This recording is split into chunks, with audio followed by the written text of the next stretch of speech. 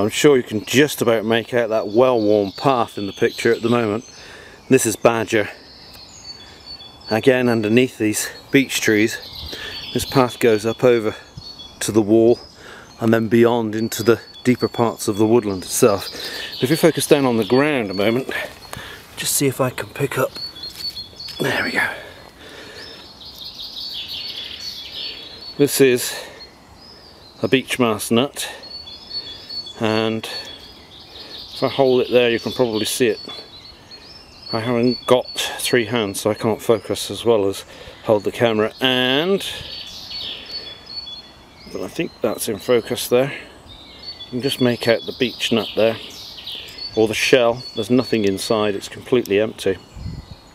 And the whole ground is absolutely littered with these beech mast nuts, and such a vital food source for so many different things that live in this woodland. And obviously species such as the grey squirrel will love these, but so will the badgers.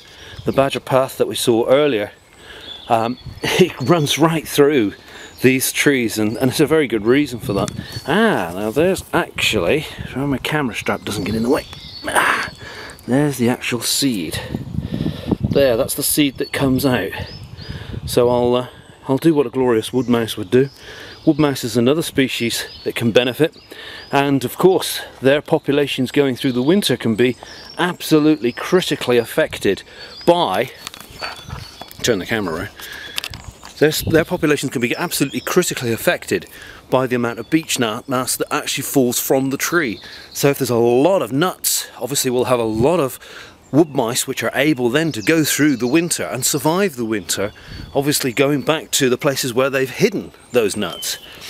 Now if we get a lot of wood mice that survive the winter, even under severe conditions like we had this winter, it means that the things that eat the wood mice will also do very well the next spring, because there will be more wood mice available in the woodland to come into breeding condition during the spring. So we'll see, for instance, tawny owl and the buzzards here, and the kestrels on the edge of this woodland doing much better during or following a great beech mast autumn.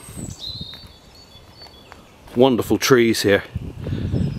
Some of them must be incredibly old. Massive.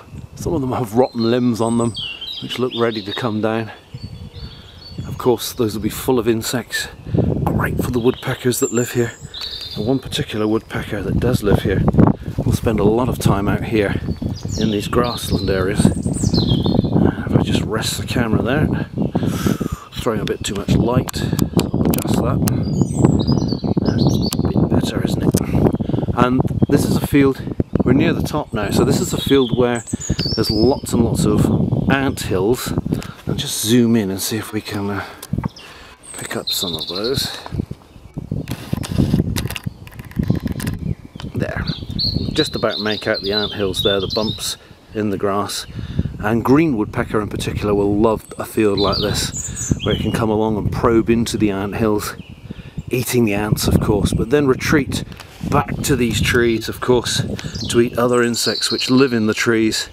And of course they can drill their holes, make the nests here quite happily. So really we're coming to the end of the woodland. Just heard, that's the green woodpecker, talking about it, and there it is, fantastic. You heard the laughing call of the green woodpecker.